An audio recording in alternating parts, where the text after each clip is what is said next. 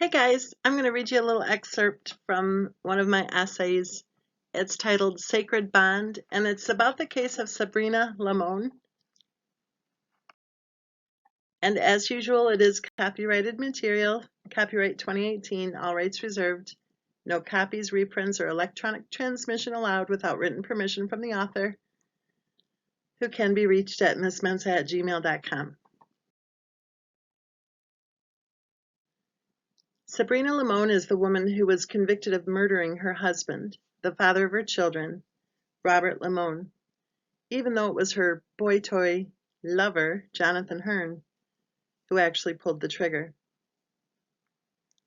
At her trial, Limon tried to present herself as a naive, uneducated, vulnerable woman who was under the spell of a much younger man.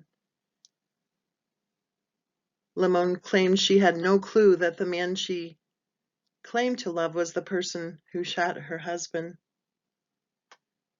Of course, Sabrina Limon is a liar. Within hours of her husband's murder, Sabrina started lying to the police investigators. And she continued to lie right up to and all the way through her trial. Thankfully for the victim's family, the jurors saw right through her lies and convicted her of murder. The judge sentenced Limon to 25 years to life. Her boyfriend, Jonathan, took a plea deal, which promised a 25-year prison term if he would plead guilty to manslaughter and testify at Limon's trial. And testify he did.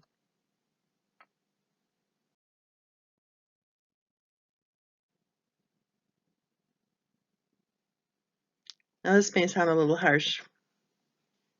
I guess maybe it is a little harsh, but here we go.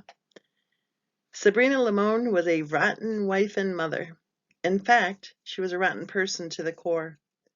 At age 20, she married her husband, and together the couple had 2 children, a nice home, and a good income from her husband's job with the railroad. Her husband was shot and killed by her boyfriend just a few days before what would have been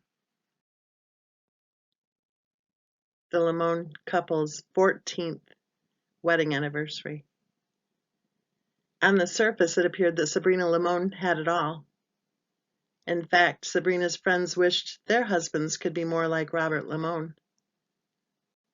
While Sabrina's husband worked long hours to provide for their family, Sabrina spent her time drinking, sleeping around, and occasionally picking up a few hours' work for a company that contracted with Costco to hand out food samples.